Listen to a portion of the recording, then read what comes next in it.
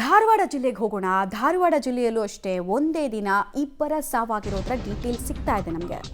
ನವಲಗುಂದ ತಾಲೂಕಿನ ಯಮನೂರ ಗ್ರಾಮದ ಫಕೀರಪ್ಪ, ಇವ್ರಿಗೆ 45 ವರ್ಷ ವಯಸ್ಸು, ಅವರ ಸಾವು ಕೂಡ ಆಗಿದೆ.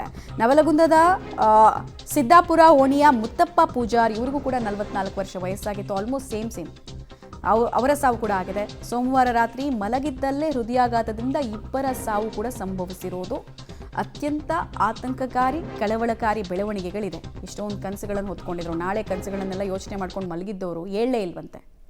ಹೃದಯಾಘಾತದಿಂದ ಸಾವನ್ನಪ್ಪಿದ್ದಾರೆ ಅಂತ ಡಾಕ್ಟರ್ಸ್ ಹೇಳ್ತಾ ಇದ್ದಾರೆ. ಪೋಸ್ಟ್ಮಾರ್ಟಮ್ ರಿಪೋರ್ಟ್ ಕೂಡ ತುಂಬ ಕ್ರೂಷಿಯಲ್ ಆಗುತ್ತೆ. ಪ್ರಾಥಮಿಕ ಮಾಹಿತಿಗಳು ಮಾತ್ರ ಸಿಗುತ್ತಷ್ಟೇ, ವೈದ್ಯರು ಯಾವ ಕಾರಣಕ್ಕೆ ಸಾವನ್ನಪ್ಪಿದ್ರು ಅಂತ ಹೇಳ್ತಾರೆ. ಬಟ್ ಪೋಸ್ಟ್ಮಾರ್ಟಮ್ ರಿಪೋರ್ಟ್ನಲ್ಲಿ ಇನ್ನೂ ಕೆಲ ಅಂಶಗಳು ಗೊತ್ತಾಗುತ್ತೆ. BP ವೇರಿಯೇಷನ್ಸ್ ಏನಾದರೂ ಆಗಿತ್ತಾ? ಬಿಕಾಸ್ ಇಷ್ಟೂ ಪ್ರಕರಣಗಳಲ್ಲಿ ನಾವು ನೋಡ್ತಾ ಇದ್ದೀವಲ್ಲ, ಒಂದೊಂದು ಜಿಲ್ಲೆಯಲ್ಲಿ BP ವೇರಿಯೇಷನ್ನ ಕಾರಣಕ್ಕೂ ಹಾರ್ಟ್ ಅಟ್ಯಾಕ್ ಆಗ್ತಾ ಇದೆ. ಡೀಟೇಲ್ಸ್ ಕೊಡ್ತಾರೆ ಜಾವೇದ್. ಇಬ್ಬರ ಸಾವಿಗೆ ಸಂಬಂಧಪಟ್ಟಂತೆ ಏನ್ ಮಾಹಿತಿ ಇದೆ? ಇವ್ರ ಹೆಲ್ತ್ ಹಿಸ್ಟ್ರಿಗೆ ಸಂಬಂಧಪಟ್ಟಂತೆ ಕುಟುಂಬಸ್ಥರು ಏನೇನ್ ಮಾಹಿತಿ ಕೊಡ್ತಾ ಇದ್ದಾರೆ ಅಂತ? ನಿಜವಾಗ್ಲೂ ಮಮತಾ, ಧಾರವಾಡ ಜಿಲ್ಲೆಯಲ್ಲಿ ಕೂಡ ಏನು ಹಾರ್ಟ್ ಅಟ್ಯಾಕ್ ಇಂದ ಸಾವನ್ನಪ್ಪಿರುವಂತ ಪ್ರಕರಣ ಈಗ ಸದ್ಯಕ್ಕೆ ಏನಂತೇಳಿ ಬಂದಿರುವಂತದ್ದು.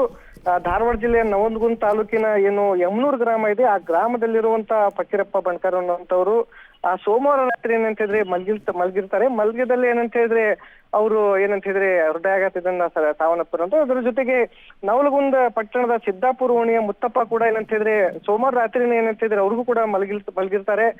ಮಲಗಿದಲ್ಲಿ ಅವರು ಏನಂತ ಹೇಳಿದ್ರೆ ಸಾವನ್ನಪ್ಪಿರುವಂತದ್ದು. ಎರಡೂ ಪ್ರಕರಣ ಒಂದೇ ದಿನ ರಾತ್ರಿ ಆಗಿರೋದ್ರಿಂದ ಸಾಕಷ್ಟು ಏನಂತ ಹೇಳಿದ್ರೆ ಅಲ್ಲಿರುವಂತ ಜನ ಆತಂಕ ವ್ಯಕ್ತಪಡಿಸ್ತಾ ಇದ್ದಾರೆ. ಯಾಕಂತ ಹೇಳಿದ್ರೆ ರಾಜ್ಯದ ಹಲವು ಕಡೆ ಇಂಥ ಪ್ರಕರಣ ಬರ್ತಾ ಇದ್ದಾವೆ, ನಮ್ಮಲ್ಲಿ ಕೂಡ ಹೆಚ್ಚಾಗ್ತಾ ಇದ್ದೇವೆ ಅನ್ನೋಂತ ಆತಂಕ ಈ ಜನರಲ್ಲಿ ಇರುವಂತದ್ದು. ಹೀಗಾಗಿ ಇದಕ್ಕೆ ಸಂಬಂಧಪಟ್ಟಂಗೆ ಈಗ ಆರೋಗ್ಯ ಅಧಿಕಾರಿಗಳು ಏನಿರ್ತಾರೆ ಅವರು ಸ್ಪಷ್ಟನೆ ಕೊಡಬೇಕಾಗುತ್ತೆ. ಯಾಕಂತ ಹೇಳಿದ್ರೆ ಧಾರವಾಡ ಜಿಲ್ಲೆಯಲ್ಲಿ ಎಷ್ಟು ಆಗ್ತಾ ಇದಾವೆ, ಎಲ್ಲೆಲ್ಲಿ ಪ್ರಕರಣ ಆಗ್ತಾ ಇದಾವೆ ಅನ್ನೋಂಥದ್ದು ಸ್ಪಷ್ಟ ಮಾಹಿತಿ ಅವರೇ ಕೊಡಬೇಕಾಗಿರುವಂತದ್ದು. ಮಮತಾ, ರೈಟ್. ಧನ್ಯವಾದ ತಮ್ಮ ಮಾಹಿತಿಗಾಗಿ ಜಾವೇದ್.